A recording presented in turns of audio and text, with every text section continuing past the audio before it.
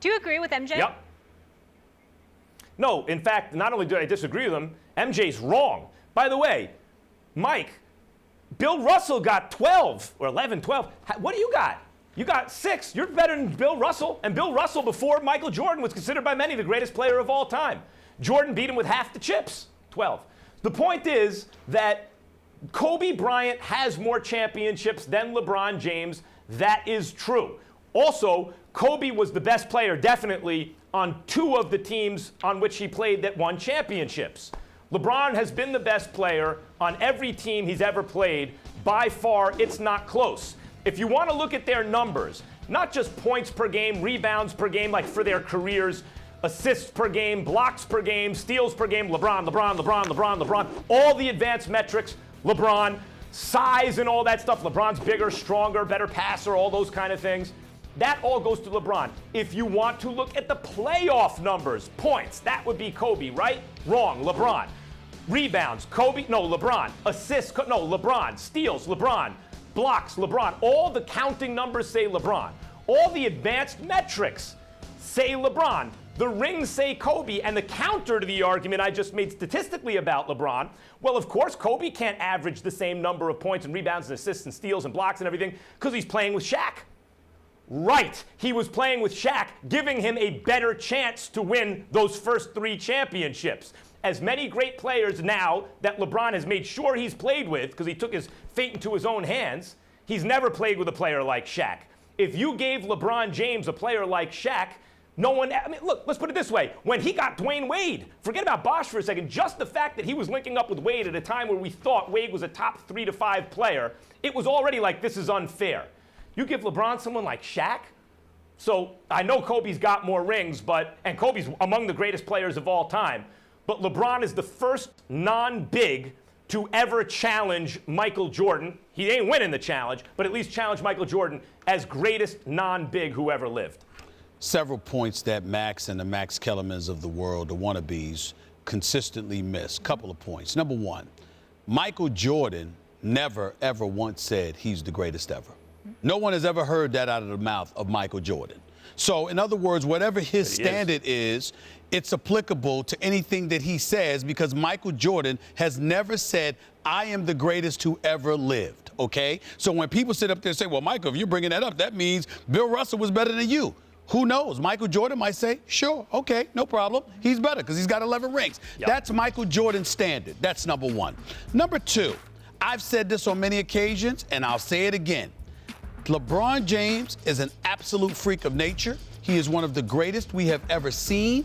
From a talent perspective, he's top 2, may go down as number 1 all time, okay?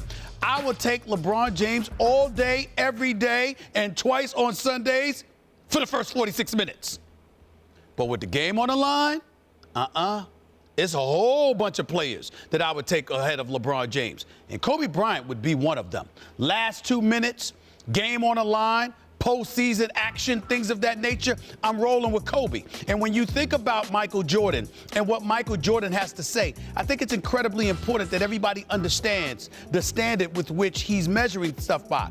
It's not just about the number of championships. It's about actually winning them.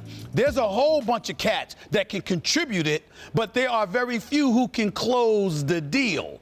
Kobe Bryant was one of those people who could close the deal. We saw it when they won their first championship, when Shaq had fouled out and Kobe Bryant had to take over and play against the Indiana Pacers and take control. What we're saying is we also look at him, he was waiting for this moment, talking about this moment, salivating for the moment, whereas LeBron had to be pushed and prodded to that point. He had to go to South Beach. He had to play with D. Wade. He had to sit up there and be lectured and tutored and counseled by a D. Wade and Pat Riley. And then after he did that, they had to convince him, it's your time. You're the best in the world. If you remember in 2012, there was an all-star game taking place, and the game was on the line. This is after, Max, you'll remember this. This is after LeBron James and the Miami Heat had lost in the finals to the Dallas Mavericks. And D-Wade and these boys are prodding them. It's your time, it's your time, it's your time. It's the All-Star Weekend. It's an exhibition. Nothing is on the line. LeBron James has the ball at the top of the key with Kobe guarding him. And instead of taking the shot himself, he tried to throw a pass, and it got picked off by Blake Griffin. And Melo got in his face, and Kobe got in his face, mistake. and D-Wade had gotten in his face. They're like, what are you doing? So all I'm saying is, my last point is this. All I'm saying is the level of greatness that they were willing to embrace and they were salivating for, LeBron had to be pushed towards. And if you are Michael Jordan, you take that into consideration when you think about how you rank a player. Sure, that you're describing Jordan's thought process. The question is he right or wrong? And there is an answer to this. He's wrong. It's not close enough between LeBron and Kobe. And this is the classic mistake people make, that Kobe's the better closer. Yes, I would also rather have Kobe trying to score than LeBron trying to score at the end of a game. Sure. I agree with that, although I'm not sure I'd rather have Kobe with the ball in his hands at the end of the game than LeBron, because LeBron might make a better basketball decision. They're both basketball geniuses. They're both among the all-time greats. Let's just assume Kobe's a better closer. That would matter. That would push Kobe past LeBron if it was that close. It's not that close.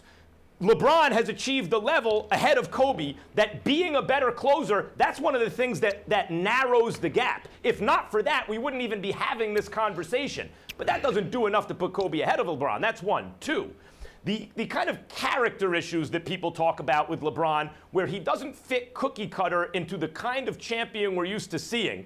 Michael Jordan, Kobe Bryant, Larry Bird, killers. They want to eat your heart, Kevin right? Durant? That's not LeBron. So we hold that against LeBron. But he achieved greatness maybe in a different way, in a way that we're not used to seeing. And that's okay, too. And it doesn't mean he's less great than the other guys. And by the way, you did clean one thing up. Bill Russell, 11 championships. 11 or 12. It's 11 championships. It's 11 for Bill championships. Russell. I said it was 11 championships. That's number one.